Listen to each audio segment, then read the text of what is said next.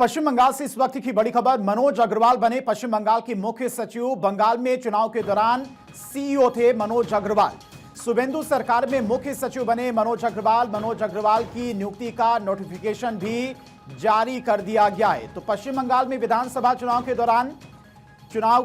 दौरान सीईओ थे मनोज अग्रवाल और शुभेंदु सरकार में मुख्य सचिव बनाए गए हैं मनोज अग्रवाल। विधानसभा चुनाव में चुनाव आयोग की तरफ से पूरी जिम्मेदारी संभाल रहे थे, लेकिन पश्चिम बंगाल में शुभेंदु सरकार बनने के बाद अब मनोज अग्रवाल को मुख्य सचिव नियुक्त किया गया है, जिसका नोटिफिकेशन भी जारी कर दिया गया है। तो पश्चिम बंगाल से इस वक्त की ये सबसे बड़ी और अहम खबर। मनोज अग्रवाल बने पश्चिम बंगाल के मुख्य सचिव। बंगाल में चुनाव के दौरान सीईओ थे मनोज अग्रवाल। शुभेंदु सरकार में मुख्य सचिव बने मनोज अग्रवाल। मनोज अग्रवाल की नियुक्ति का नोटिफिकेशन भी जारी हो चुका है। तो पश्चिम बंगाल में विधानसभा चुनाव के दौरान पश्चिम बंगाल में सीईओ की नियुक्ति पर थे मनोज अग्रवाल, लेकिन अब शुभेंदु सरकार बनने के बाद मनोज अग्रवाल को मुख्य सचिव की जिम्मेदारी सौंपी गई है।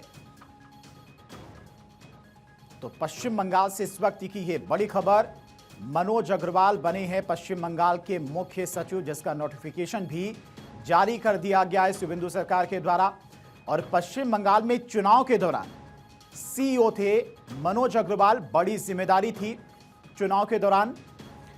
और इसी खबर पर तमाम और जानकारी के साथ में पॉलिटिकल एडिटर अदिति नागर हमारे साथ जुड़ गई हैं। अदिति, विधानसभा चुनाव के दौरान पश्चिम बंगाल में सीईओ थे मनोज अग्रवाल, लेकिन अब जैसे ही शुभेंदु सरकार आई है पश्चिम बंगाल में, उन्हें मुख्य सचिव की जिम्मेदारी दी गई है। इसे आप कैसे देख रही हैं? बिल्कुल, देखिए, ये है डिलीवरी। जब आप देते हैं, आपके काम की डिलीवरी अच्छी होती है तो आपको इनाम मिलता है। ये परफॉर्मेंस के लिहाज से बेहद महत्वपूर्ण है। आप देखिए, मैं अगर पूरा मामला समझें तो मनोज कुमार अग्रवाल जब पश्चिम बंगाल के चुनाव चल रहे थे तो ये देखा गया कि बार बार विवादों में रहा था ये नाम। ममता बनर्जी हर बार ये कहती थी कि मनोज कुमार अग्रवाल जवाब दें। और आप देखिए, जब जुडिशरी वाला मामला हुआ था, बंदी बना दिया था, या ममता बनर्जी ने भवानीपुर में जिस तरह की स्थिति हुई, हर मसले पर बार बार ये कहा गया कि मनोज कुमार अग्रवाल जवाब दें। वो पश्चिम बंगाल के चीफ इलेक्टोरल ऑफिसर के रूप में वहां पर तैनात थे। अब उन्हें नया चीफ सेक्रेटरी बना दिया गया है। ये बहुत बड़ा जंप है। ये उनके काम की डिलीवरी को देखते हुए उनको जिम्मेदारी दी गई है। और वजह साफ है, पश्चिम बंगाल में ऐसे अधिकारी चाहिए जो कि लॉ एंड ऑर्डर सिस्टम पर कमांड रखते हो, सिस्टम को बेहतर तरीके से चलाने के काबिल हो। और मनोज कुमार अग्रवाल उनमें से एक होंगे। यही वजह है कि ये तय किया गया। देखिए, चीफ सेक्रेटरी केंद्र का एक इसमें बड़ा रोल होता है चीफ सेक्रेटरी तय करने के मामले में।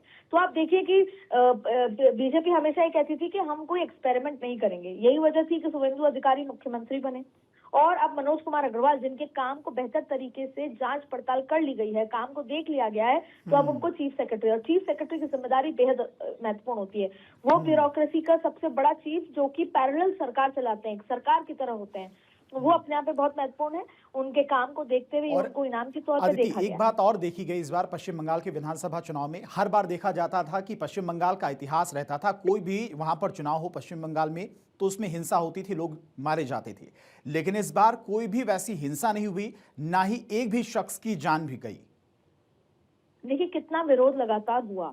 तो दो महत्वपूर्ण चीजें हैं। चुनाव आयोग की जिम्मेदारी थी कि चुनाव फेयर तरीके से हो, और दूसरा, चुनाव के दौरान कोई हिंसा ना हो। और इसके लिए मनोज कुमार अग्रवाल की एक बड़ी जिम्मेदारी के तौर पर इसको देखा गया।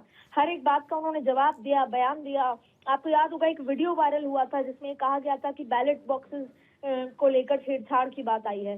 तुरंत मनोज कुमार अग्रवाल ने उसकी सफाई दी। सब कुछ सामने आया कि हमने 4 बजे सब पॉलिटिकल पार्टीज के नेताओं को बुला लिया था, लेकिन 5 बजे तमाम तरीके की बातें। तो मनोज कुमार अग्रवाल ने हर वो काम बेहतर तरीके से किया। जो आज चीफ सेक्रेटरी, आपको ये भी बता दें कि वो 1990 बैच के आईएएस अधिकारी हैं और राज्य प्रशासन में काफी अनुभवी भी माने जाते हैं। 2026 विधानसभा चुनाव को शांतिपूर्ण और निष्पक्ष तरीके से कराने में उनकी भूमिका अहम रही, जिससे उनकी दावेदारी मजबूत हुई और फिर नियुक्ति की गई। देखिए, नई सरकार जो कि शुभेंदु सरकार मानी जाती है, उनके नेतृत्व में प्रशासन को पारदर्शी और मजबूत बनाना चाहती थी और यही वजह है कि उनकी नियुक्ति हुई। चुनाव प्रबंधन की उनकी क्लीन इमेज और प्रशासनिक पकड़ को बड़ा फैक्टर मानकर उनको ये नियुक्ति दी गई है।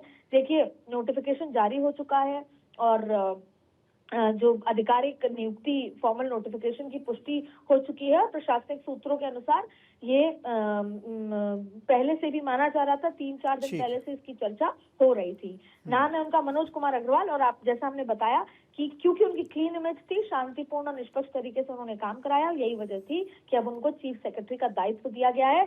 और वो दायित्व इसलिए दिया गया है क्योंकि पूरे लॉ एंड ऑर्डर से लेकर सरकार पारदर्शी तरीके से चले।